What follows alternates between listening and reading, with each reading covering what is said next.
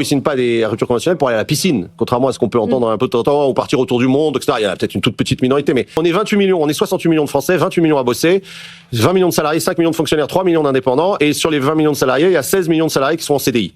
Sur cela, il y en a 2 millions qui démissionnent chaque année de leur CDI, et 500 000 qui signent une rupture conventionnelle. Mais ils démissionnent pas ou ils signent pas des ruptures conventionnelles pour aller à la piscine, contrairement à ce qu'on peut entendre un peu de temps en temps, ou partir autour du monde, etc. Il y a peut-être une toute petite minorité, mais 86% d'entre eux retrouvent un job en CDI en moins de 6 mois. Donc les salariés ont bien intégré d'une certaine manière, ou une grande partie d'entre eux ont bien intégré que le rapport de force à un employeur pouvait se dire pendant les années qui sont les décennies encore passées, il se dit bah écoutez, si vous n'êtes pas content de votre job, la porte est ouverte, vous pouvez aller, je trouverai quelqu'un d'autre. C'est de moins en moins vrai. C'est pas ce que font les boîtes aujourd'hui. Aujourd'hui, elles reviennent sur le télétravail, elles disent attendez, le Covid, on s'est bien amusé, maintenant c'est terminé. Ouais, mais je pense qu'il y a deux options là-dessus, soit l'erreur, soit la stratégie pour faire partir les gens. Et les deux sont compatibles. Les deux peuvent marcher ensemble. Les deux peuvent marcher ensemble, c'est-à-dire que ça peut être une manière de dire, parce qu'on voit dans les enquêtes un plan de départ déguisé en fait. Un plan de départ déguisé en disant bah écoutez, si vous n'êtes pas content, pour revenir à Paris, vous habitez à Aix, vous avez qu'à partir. Écoutez, allez-y, la porte est ouverte. C'est une manière de faire partir les gens et c'est efficace parce qu'il y a, comme vous l'avez dit, il y a plein de gens qui ont organisé leur vie entière, leur conciliation vie pro vie perso. S'il y a plus de travail. Si vous songez à une rupture conventionnelle ou si l'idée de négocier votre départ vous a déjà traversé l'esprit, écoutez bien ceci. Le tour de vis que le gouvernement prépare pour 2026 pourrait bien pulvériser tous vos plans. Une série de mesures est sur la table pour rendre les départs négociés beaucoup plus coûteux pour les entreprises et donc bien plus difficiles à obtenir pour vous. Dans cette vidéo, on va décrypter ce plan, analyser les chiffres et les déclarations qui ne trompent pas et surtout, on va vous donner les clés pour agir avant qu'il ne soit trop tard, avant que la porte de sortie la plus populaire de France ne se referme brutalement. Et bien sûr, avant que vos indemnités et vos droits au chômage ne fondent comme neige au soleil. Donc restez bien jusqu'au bout, car la stratégie qu'on va vous dévoiler pourrait tout changer pour votre avenir. Je m'appelle Amalric, je suis expert en négociation de départ et fondateur de rupturepro.com. Je prépare les cadres à quitter leur boîte dans les meilleures conditions. Et ma mission est la suivante, c'est de vous éviter, de prendre un refus catégorique ou de vous faire avoir par les RH, et de vous aider à maximiser vos indemnités. Donc si vous voulez apprendre comment négocier intelligemment votre rupture professionnelle, abonnez-vous à cette chaîne et surtout restez bien jusqu'à la fin. Vous allez découvrir pourquoi cette réforme sonne la fin de la récré pour tous ceux qui veulent se lancer dans une négociation de départ. Alors pour se faire une idée concrète de la menace, il faut revenir sur ce qu'est la rupture conventionnelle. Donc créé en 2008, c'est un divorce à l'amiable. Divorce à l'amiable au travail qui permet à un salarié en CDI et à son employeur donc de se séparer d'un commun accord. Le salarié part avec une indemnité et point crucial, il conserve ses droits à l'assurance chômage auquel il a cotisé. Ce dispositif a donc connu un succès fulgurant, devenant la voie préférée de centaines de milliers de salariés chaque année, notamment les plus jeunes qui veulent quitter un premier poste bancal, fuir un job toxique ou simplement rebondir.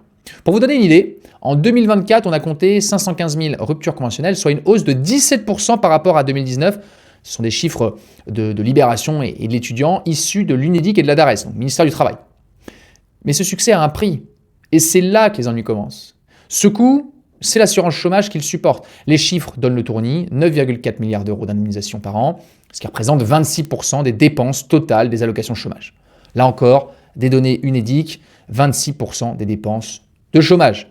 Donc, face au déficit public, l'exécutif a un objectif clair, annoncé par le ministre du Travail aux partenaires sociaux, qui est de générer, je cite, au moins 400 millions d'euros d'économies par an dès 2026. Le Sud-Ouest en parle, c'est une déclaration officielle rapportée dans la presse. Donc le message ne peut être plus clair, la fête est bientôt terminée. Alors comment le gouvernement compte-t-il s'y prendre ? Officiellement, il a demandé aux syndicats et au patronat de négocier. Ils ont jusqu'à janvier 2026 pour trouver un accord. Mais si aucun accord n'est trouvé, le gouvernement a déjà prévenu qu'il passerait par décret. C'est une menace explicitement évoquée lors des réunions bilatérales, selon plusieurs médias politiques, dont Le Monde ou Sud-Ouest encore. Mais les pistes sur la table sont franchement inquiétantes. Mesure numéro 1, c'est rendre la rupture plus chère pour l'employeur. Cette mesure a déjà été discutée et semble inévitable. Augmenter ce qu'ils appellent la contribution patronale, c'est une taxe que l'employeur paye sur l'indemnité qu'il nous verse. Vous, moi, anciens salariés. Il est aujourd'hui de 30%, ce qu'on appelle le forfait social. Le débat sur un passage à 40% a été confirmé par plusieurs sources syndicales dans l'Humanité, par des économistes interrogés par Libération aussi. Donc prenons un exemple simple. Cet exemple, imaginez que vous négociez une indemnité de 20 000 euros. Aujourd'hui, la taxe à 30% va coûter en réalité donc 6 000 euros à votre employeur, 20 000 plus 6 000, 26 000 euros. quand vous touchez 20 000. Demain, avec une taxe à 40%, ce sera 28 000 euros. Donc la conséquence est mécanique. Si une rupture devient plus chère, votre employeur sera beaucoup plus hésitant à vous l'accorder et il aura l'argument parfait pour vous dire non. Mesure numéro 2, c'est de rendre la rupture moins attractive pour le salarié. C'est finalement la lame la plus sournoise, car elle vous vise directement. Pour freiner ce que l'exécutif considère comme des démissions déguisées, une expression utilisée d'ailleurs dans Libération, dans un papier intitulé « Licenciement déguisé en rupture conventionnelle ». Il y a 2 leviers qui sont à l'étude. Le premier levier, c'est de réduire la durée d'indemnisation chômage après une rupture conventionnelle. Donc ça, ce sont des pistes qui sont confirmées par l'UMA ou dans le Sud-Ouest. Le second, c'est d'allonger le délai de carence. C'est déjà évoqué dans des documents de travail cités par Le Figaro et dans des analyses d'experts dans la presse éco. Donc le résultat, c'est un effet ciseau redoutable. Donc d'un côté, un employeur frileux qui ne veut pas vous payer, et de l'autre, un dispositif qui vous offrirait moins de sécurité financière. Le cynisme de l'affaire, c'est que l'on oublie que la rupture est aussi souvent un licenciement déguisé. Selon les témoignages rapportés dans Libération, où des salariés racontent avoir été poussés à la sortie avec la rupture. Donc pris dans cet étau, quelle sera votre seule issue si vous voulez vraiment partir?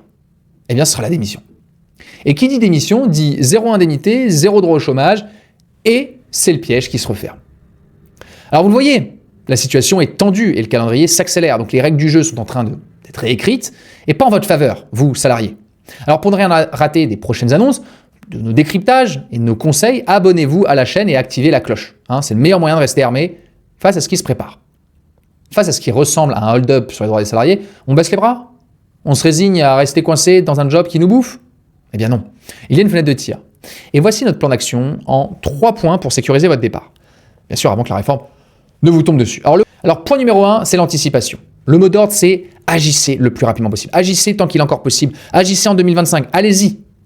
Le message le plus important de cette vidéo est là. C'est que la réforme vise une application dès 2026. Donc ça veut dire que 2025 est la dernière année complète pour négocier avec les règles actuelles. C'est une course contre la montre. Il n'est jamais trop tard. Donc allez-y. Plusieurs syndicats, dont la CGT, ont d'ailleurs averti dans l'UMA que le gouvernement, je cite, cherche à restreindre l'accès à la rupture conventionnelle.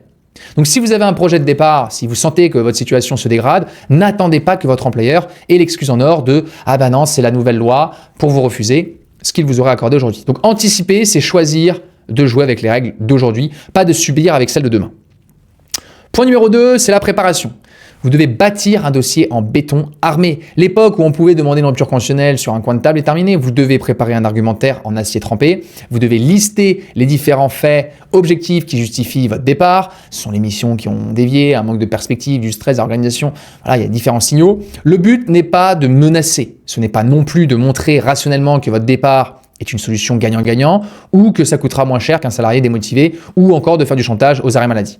Donc vraiment faites attention, si votre argumentation est bancale, si elle manque de cohérence ou si vous laissez une faille dans votre narratif, la RH ne se privera pas de vous renvoyer au visage « ce n'est pas possible, on ne fait pas ça, c'est pas l'objectif de la boîte ». Bref, si t'es pas content, la porte est grande ouverte. Et là, si vous faites une seule erreur, ce n'est plus une négociation, c'est un refus catégorique. Alors, ce sera le placard ou la démission. Et la préparation, c'est aussi la franchise et la rigueur.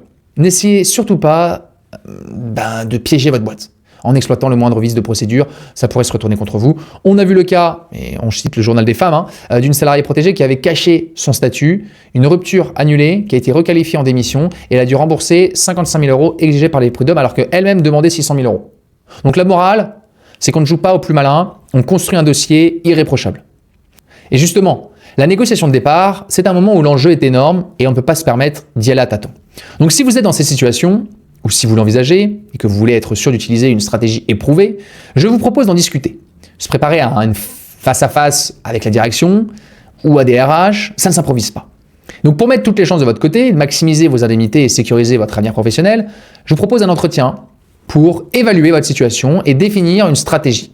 L'objectif est simple, c'est de vous permettre de tourner la page dans les meilleures conditions possibles. Donc le lien pour prendre rendez-vous est dans le commentaire, sous la vidéo, dans la description. Le point numéro 3, c'est la négociation. Vous devez maîtriser l'art de convaincre un employeur réticent. Une fois votre dossier prêt, il faut être un stratège. Voici 2 arguments massus. Premièrement, vous devez faire émerger la conclusion, mais ne jamais la donner. Vous n'êtes pas là pour dire à l'entreprise « vous allez faire des économies en me laissant partir ». Non, ça c'est le meilleur moyen de vous tirer une balle dans le pied. Votre rôle, c'est de décrire calmement une situation professionnelle qui tourne en rond. Et c'est l'entreprise, pas vous, qui fera progressivement son petit calcul. Mais avant de se lancer, il faut maîtriser quelques techniques d'ingénierie sociale. Quand l'idée vient d'eux, c'est là que la rupture devient possible. Deuxièmement, et c'est plus puissant que vous l'imaginez, c'est d'utiliser la réforme à votre avantage. Dites par exemple à votre manager, soyons pragmatiques, le gouvernement va durcir les règles en 2026. Cette idée est appuyée dans le Sud-Ouest, dans l'UMA et dans les propos d'experts dans Libération. Signer une rupture aujourd'hui, c'est profiter une dernière fois des conditions moins chères pour l'entreprise. C'est une opportunité pour nous, toi employeur et moi, de régler la situation intelligemment avant de subir une loi plus contraignante. Là, vous ne demandez plus, vous proposez une fenêtre d'opportunité. Soyons clairs, la rupture conventionnelle, ce formidable outil de liberté professionnelle, est sur la sellette. Le plan du gouvernement, dicté par une logique budgétaire, vise à la rendre plus difficile d'accès et donc moins intéressante. Le risque est bien réel, celui de voir des milliers de salariés piégés dans leur poste avec comme seule alternative la démission sans droit. Rappelez-vous, si t'es pas content, la porte est grande ouverte. Mais vous n'êtes pas obligé de subir. L'information, c'est le pouvoir. Et en anticipant, en préparant votre dossier, en utilisant les bons arguments, vous pouvez encore tirer votre épingle du jeu. La fenêtre de tir, c'est maintenant, en 2025, pas demain. Ne restez pas seul, si votre projet est concret, vous trouverez un lien dans la description de cette vidéo pour prendre rendez-vous avec nous, avec un expert. Et si cette vidéo vous a aidé, likez, partagez-la avec un collègue, partagez-la avec un proche qui se pose des questions.